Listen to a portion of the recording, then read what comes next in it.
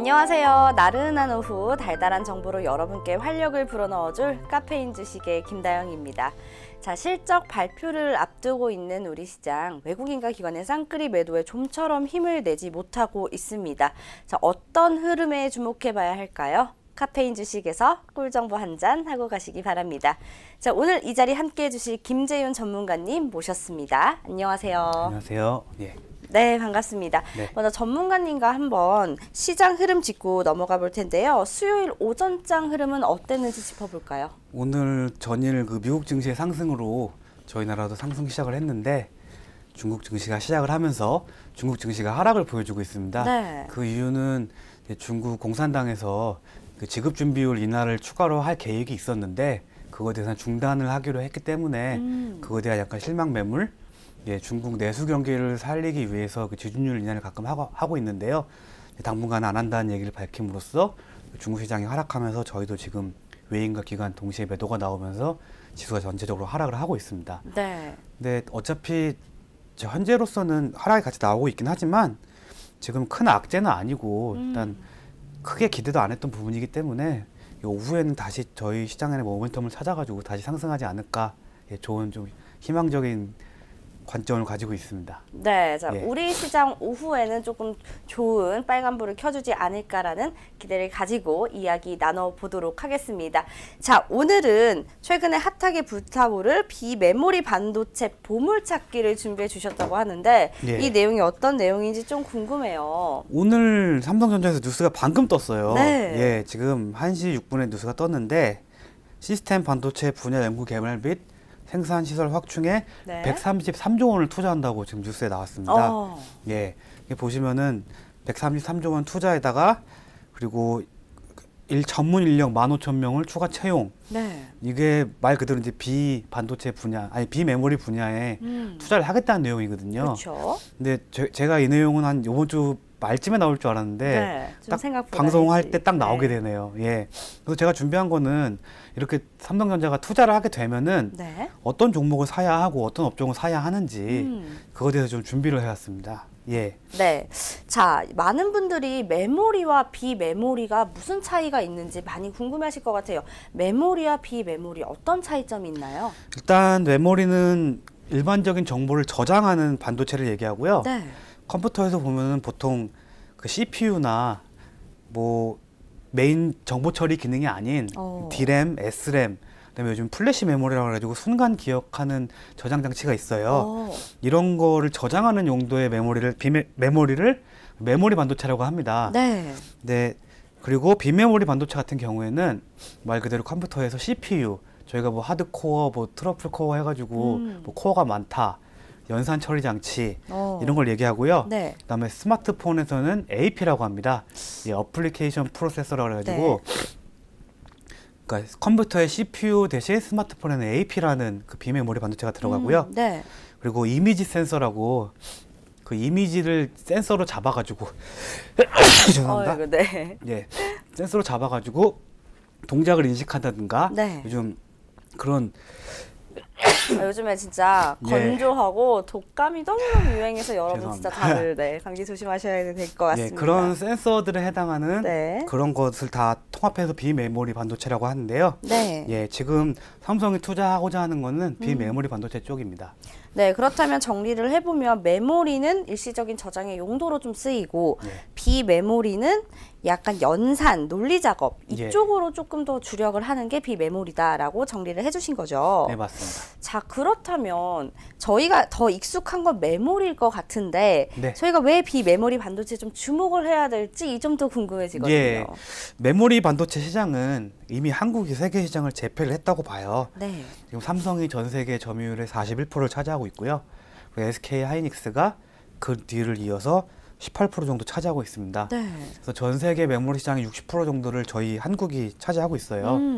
그런데 메모리 시장도 결코 작은 시장은 아닌데 네. 지금 계속 성장은 하고 있어요. 왜냐하면 사물 인터넷이라고 해가지고 작은 전자기기에도 요즘은 메모리가 다 들어가게 되거든요. 그렇죠. 그렇기 때문에 메모리의 수요는 계속 늘고 있지만 지금 삼성전자 입장에서는 지금 메모리 분야는 이미 이제 자기네 뭐 가두기 안에 들어갔다고 보고 예, 이미 이제 세계에서 더 따라올 자가 없다고 판단했기 때문에 이제 비메모리 쪽으로 투자를 감행한 것으로 보여집니다. 네.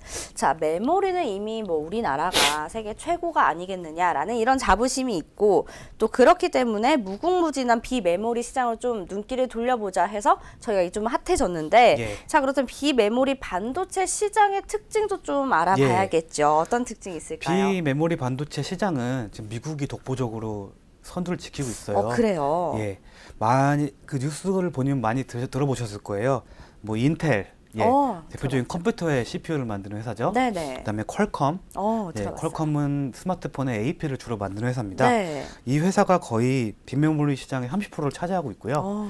그리고 삼성은 실제로 한 3%, 4%밖에 안 되는 수준이에요. 아직은 조금 더 개척을 해야 되겠네요. 거기다가 뭐 하이닉스나 이런까지 회사들은 거의 아직 존재감이 없는 수준이고요. 네네. 근데 비메모리 시장이 좀 특이한 게 굉장히 어려운 영역이에요. 네. 예, 메모리는 약간 기술력으로 해결된다고 치면은 비메모리 시장은 연산을 담당하는 기능이기 때문에 네. 약간 창의력이나 그러니까 뭔가 무에서 유를 창조하는 네.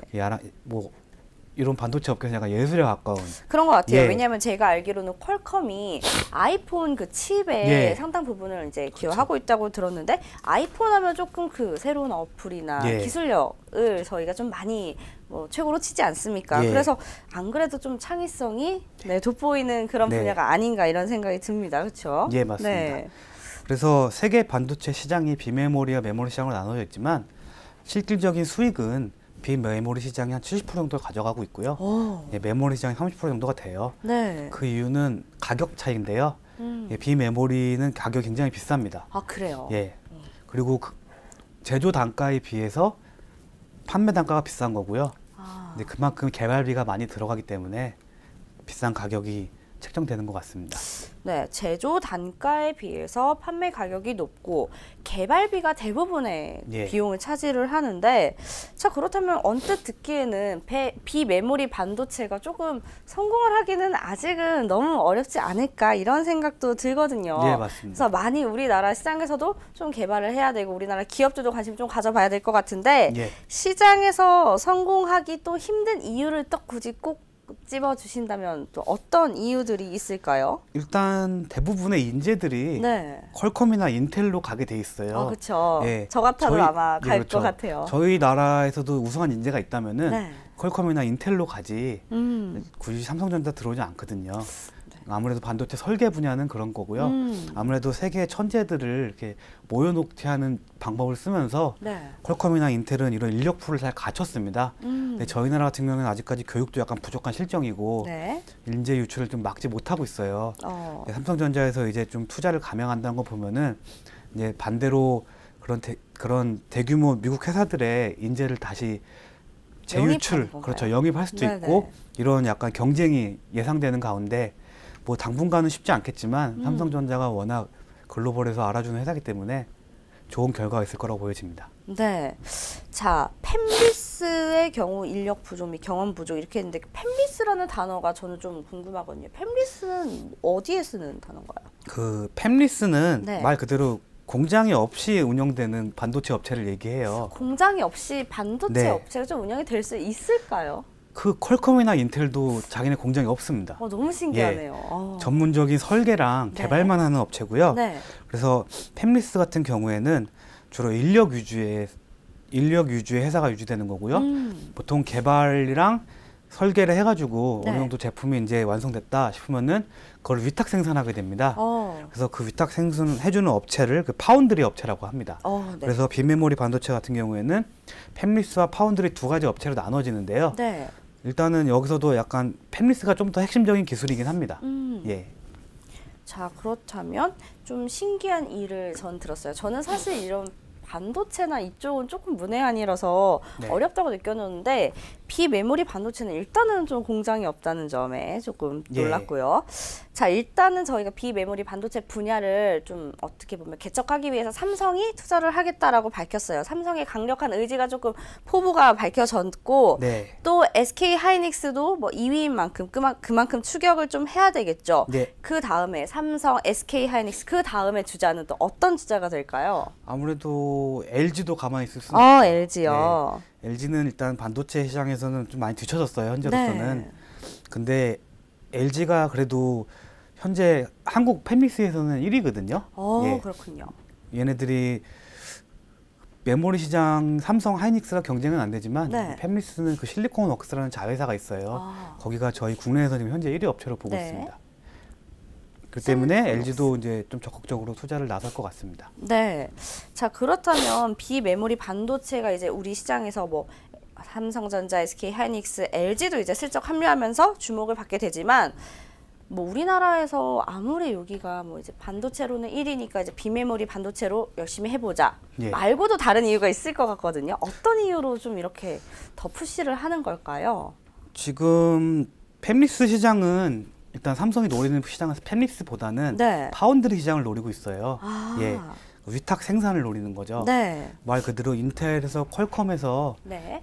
설계도나 그런 제품을 갖다 주면은 그거를 설계도대로 생산을 대량 생산을 하는 겁니다. 네네. 이쪽을 노리고 있는데 이쪽은 아무래도 진입 장벽이 좀 낮고 지금 현재 메모리 반도체에서 삼성이 갖고 있는 기술을 적용시킬 수가 있어요. 네.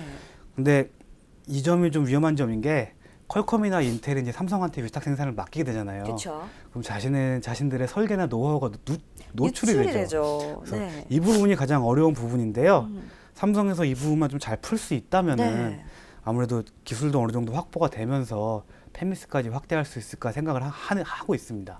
네. 예. 일단 저희는 팹리스보다는 파운드리 쪽으로 조금 더 예. 비중이 쏠렸다라고 말씀을 해주셨는데, 자, 그렇다면 파운드리 관련주가 좀 궁금해지거든요. 예. 옥석 가리기 한번 들어가 보도록 할까요? 어떤 관련주들이 숨어 있나요? 일단 저희 나라를 파운드리를 하는 업체는 네. 삼성전자, 그다음에 옛날 동부하이텍, 지금 DB하이텍입니다.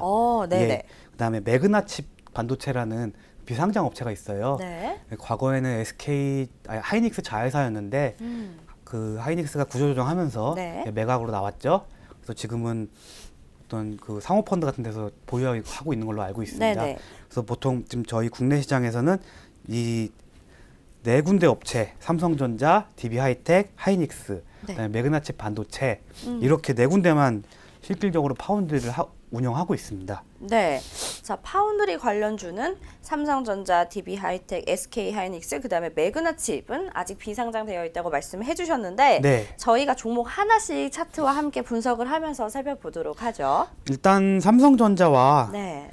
SK하이닉스 같은 경우에는 뭐 비단 비메모리 반도체로 보기보다는 그렇죠. 예, 워낙 반도체를 대표하는 업체이기 때문에 네. 굳이 살펴볼 필요는 없을 것 같고요. 지금 보고 싶은 거는 DB하이텍.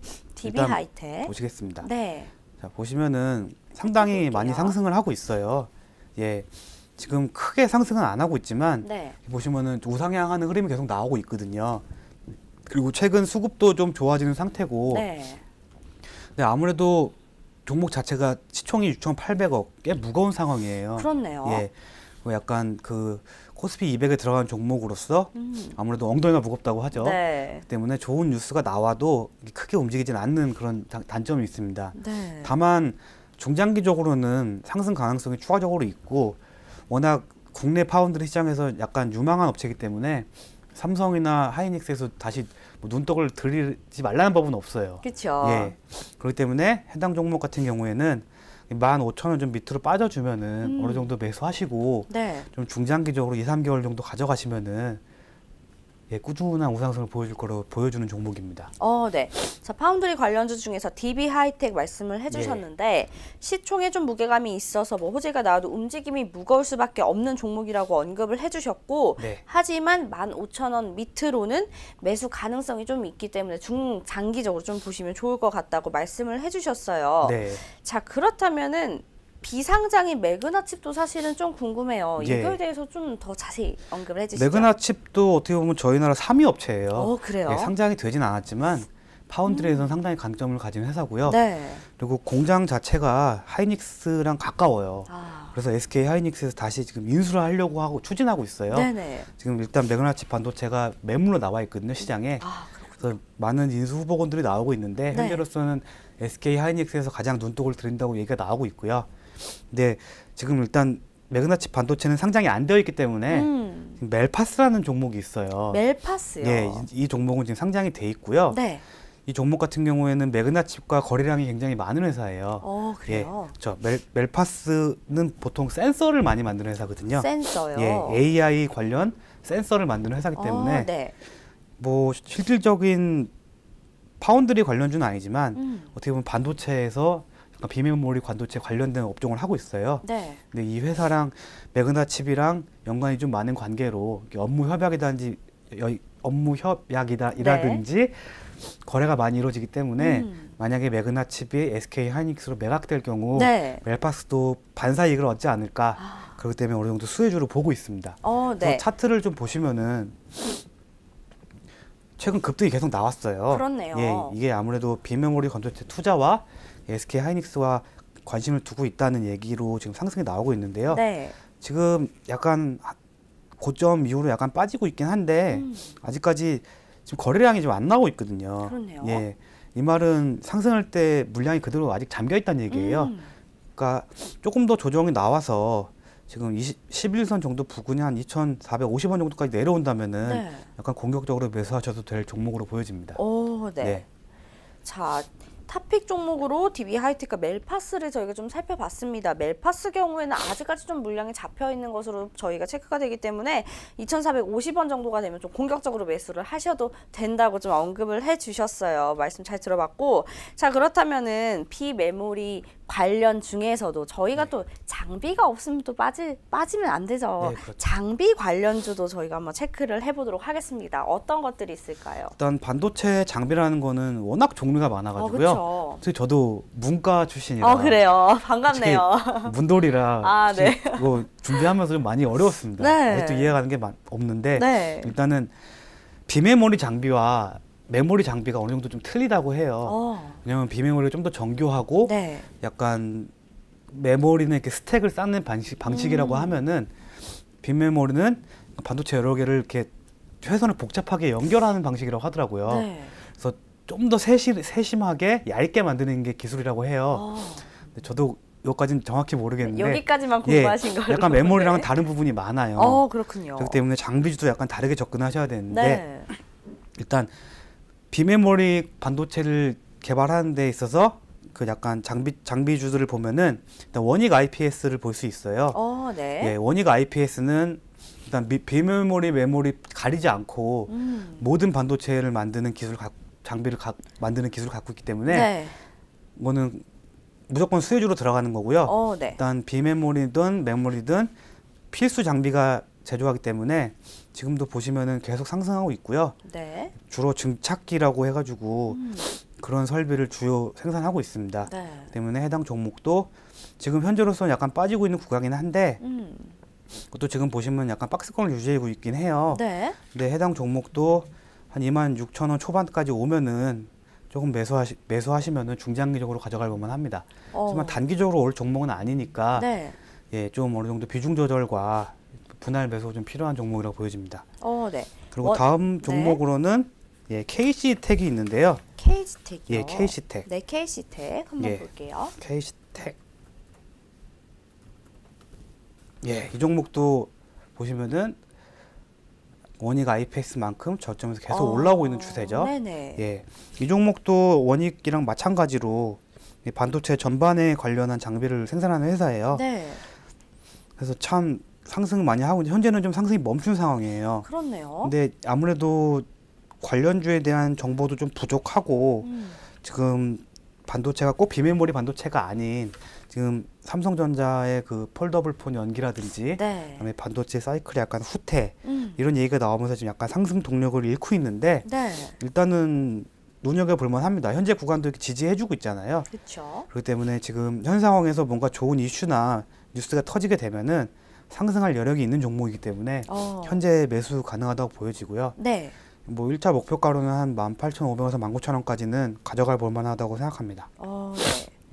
자, 그렇다면 지금 원익 IPS, KC텍 이렇게 두 개 종목 말씀해 주셨는데 예. 조금 더 장비 관련주에 이 종목 조금 눈에 띈다라는 종목이 있을까요? 마지막으로 LB세미콘 해보겠습니다. LB세미콘은 저는 워낙 사실은 유명하죠? 방탄 예. 관련주로 조금 더 유명한 그렇죠. 종목이 아닐까 싶은데요. 참 어려운 종목입니다. 네, 그렇습니다. 자, 보시면은 네. 차트를 한번 보여드릴게요. 이때부터 1월 31일부터 주가가 거의 2배 이상 올랐거든요. 네.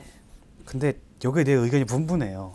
왜 올랐느냐? BTS 때문에 올랐느냐? 네. 모두 다 그렇게 생각하고 있습니다. 그렇죠, 사실은. 근데 저는 약간 관점을 다르게 봤습니다. 네, 어떻게 보셨나요? LG 세미콘 자체를 모든 사람들이 그냥 단순히 방탄 관련주로만 아는데 본업이 굉장히 훌륭한 회사예요. 그래요? 예, 창업주가 일단 LG전자 회장가의 일원이고요. 네. 그다음에 LG전자에 납품도 많이 하고 있고 반도체 장비주 중에서는 상당히 우량한 회사예요.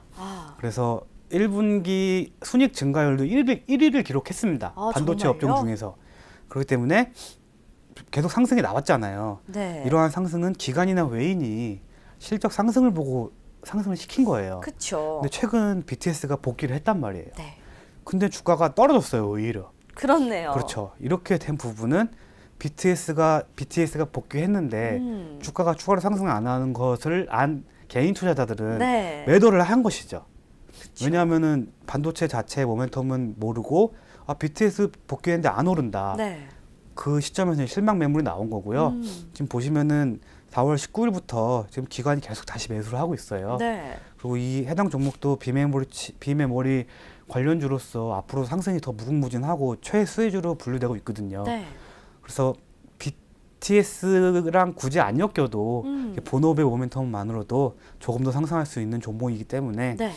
그리고 최근 하락하고 다시 상승하는 그림을 보여주고 있기 때문에 현재로서는 굉장히 매수가 매력적인 종목으로 보여집니다. 네. 자, 장비 관련주 중에서 원익 IPS, KC텍, LB세미콘까지 살펴봤습니다. 좀 많은 분들이 좀 오해를 하시고 계시면 뭐 방탄 관련주 LB세미콘 같은 경우는 굉장히 실적 자체도 훌륭한 종목이기 때문에 매수가 굉장히 매력적이다라는 말씀까지 해주셨거든요. 이 종목들 다시 한번 눈여겨보시면 굉장히 좋을 것 같습니다. 자, 그렇다면 저희가 파운드리와 팹리스 이렇게 말씀을 나눠봤잖아요. 네. 팹리스가 또 더 궁금하거든요. 팹리스는 또 워낙 좀 유명하고 알려져 있으니까 관련주들이 굉장히 많을 것 같아요. 예. 어떻게 나와 있을까요? 우선 팹리스 업체들은 네. 반도체 장비주나 파운드리 업체에 비해서 굉장히 영세하고 그 시총도 작고 네. 그다음 회사도 작고 그리고 재무제표가 좋지 않은 회사들이 많아요. 그래요. 왜냐하면은 개발을 하는 업체다 보니까 그렇잖아요.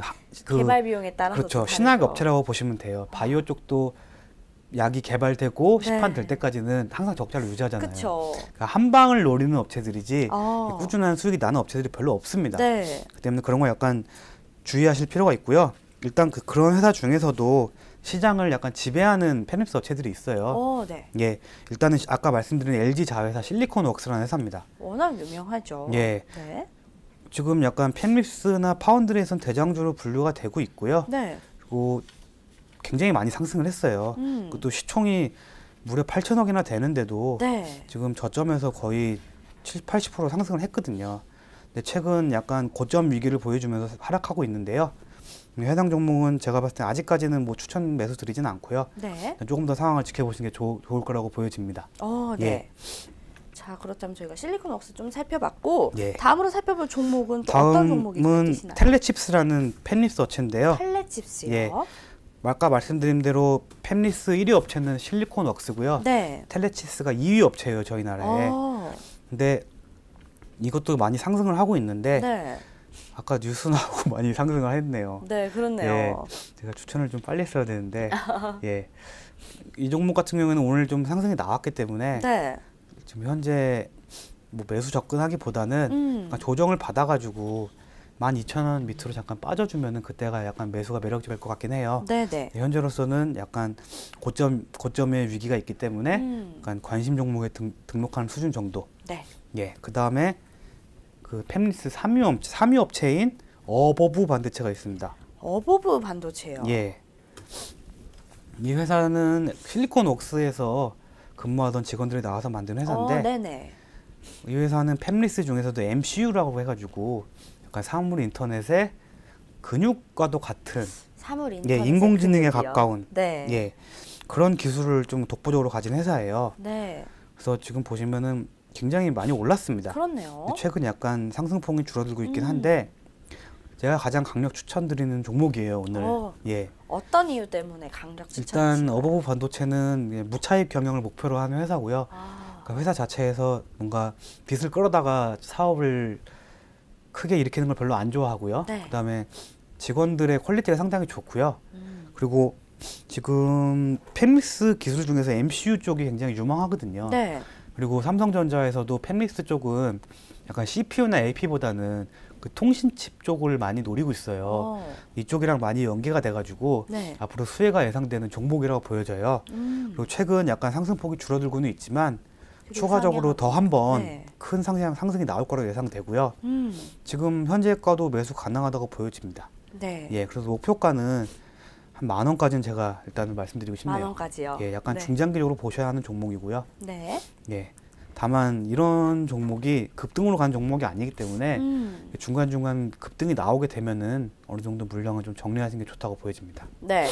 자, 팹리스 관련주 중에서는 저희가 1위, 2위, 3위를 살펴봤습니다. 1위 실리콘웍스, 2위 텔레칩스, 3위 어부브 반도체까지 살펴봤는데 이제 김재훈 전문가께서는 3위 어부브 반도체가 굉장히 예. MCU 부분에서 조금 핫해질 거라고 많이 주목해 보시면 좋을 거다라고 언급을 해주셨어요.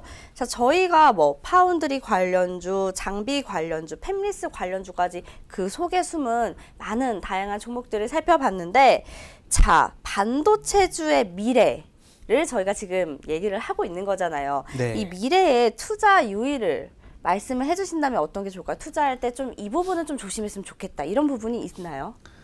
일단 비메모리 반도체에 투자한다는 거는 네. 이미 주인이 있는 성에 쳐들어간다는 얘기거든요. 너무 예. 위험하네요. 그것도 굉장히 강력한 성을 어. 가진 영주에 쳐들어가는 행위예요. 네. 근데 일단 삼성이라는 업체가 많은 무기를 갖췄을 만큼 네. 세계적으로 강력한 회사고요. 네. 그리고 그만큼 저력 있는 회사입니다. 그리고 때마침 정부에서도 지금 현재 문재인 대통령 정부가 네. 지금 비메모리 반도체를 지금 핵심 기조로 삼아가지고 네. 정부에서 육성하려는 의지를 보여주고 있어요. 이런 점을 보면은 지금 정부와 기업이 하나가 돼가지고 어느 정도 마음이 맞았다고 볼 수 있습니다. 네. 보통 기업이 크기 위해서는 정부의 지원과 그 규제 해제 이런 것이 굉장히 중요해요. 그러니까 정부에서도 이제 지원을 같이 해주면서 삼성이 해나가게 되면은 네. 분명히 미래는 열릴 수 있어요. 다만 가장 조심해야 할 거는 네. 일단 삼성을 제외한 다른 나라들이 또 독과점을 유지하기 위해서 그러니까 담합 팽이 같은 걸 할 수 있다는 거예요. 그쵸. 예. 일단은 좀 이런 말하기 좀 억울하지만 세계 경제의 수장은 미국이거든요. 아직까지는 그쵸. 그렇죠. 그렇죠. 대부분의 팹리스나 비메모리 반도체 업체들의 지금 1위 업체들이 미국이기 때문에 그렇네요. 걔네들이 담합을 한더라도 미국에서는 너그럽게 봐줄 가능성이 크거든요. 네. 만약에 저희가 그랬다면은 뭐 당장 뭐 무역 제재라든지 뭐 관세를 매기겠지만 그러니까 그런 약간 장애물도 좀 있습니다. 네. 그리고 실질적으로 비메모리 반도체에 투자하고 한다고 해서 저희가 말씀드린 어느 업체들이 실질적으로 얼마나 이득을 볼 수 있는지 저희가 현재로서는 알 수가 없어요. 그렇죠. 예, 삼성전자와 실제로 거래 안 하는 회사도 있을 수 있고, 네. 그리고 팹리스를 영위한다고 하는 회사들도 실질적으로 다른 일을 하는 회사도 많고, 팹리스 자체가 경쟁력이 없는 회사도 많거든요. 그렇죠. 그래서 투자하기 전에는 항상 투자하는 회사의 진면목을 잘 따져보고 투자하셔야 된다는 점. 네. 그리고 팹리스 종목들의 경우 다들 시총이 작고 재무가 불안하니까 네. 어느 정도 그런 리스크를 안 해야 된다는 점, 그런 걸 감안했을 때 보면은 너무 장기 투자보다는 네. 예, 좀 현재의 흐름에 약간 테마를 타기 시작했으니까 네네. 약간 그런 유행에만 따라가는, 길게 안 가져가는 네. 예, 그런 흐름을 보는 게 좋다고 생각됩니다. 아, 네. 자, 반도체주에 대해서 뭐 이미 좀 강력한 힘이 있는 시장에 뛰어드는 만큼 조심을 하셔야겠다라고 말씀을 해주셨어요. 하지만 뭐 정부의 지원 하에 저희가 좀 열린 미래를 좀 기대할 수 있는 점도 분명히 있거든요. 하지만 뭐 투자할 때 그 투자 회사가 뭐 시총도 조금 작고 불안한 경우도 있는 만큼 자세히 알아보셔야겠고 또 리스크가 분명히 존재한다는 점, 그래서 중장기적보다는 단기적 관점으로 좀 접근을 해보시면 정말 좋을 것 같습니다. 자, 오늘 이렇게 비메모리 반도체 보물찾기 해봤는데요. 앞으로 더 핫해질 비메모리 반도체 시장을 좀 기대해보면서 오늘 도움 말씀 전해주신 김재훈 전문가께 인사드리겠습니다. 감사합니다. 네, 수고하셨습니다. 자, 생방송으로 진행된 카페인 주식, 저희가 준비한 순서는 여기까지입니다. 자, 저희가 준비한 꿀정보 한 잔 어떠셨나요? 오후장까지 대응 잘하셔서 오늘도 성공 투자하는 하루 되시기 바랍니다. 슬기로운 투자 생활은 ITBC와 함께 ITBC 채널 좋아요와 구독 꼭 눌러주세요. 저희는 내일 오후 1시에 다시 알찬 소식으로 찾아뵙겠습니다. 시청해주신 여러분 고맙습니다.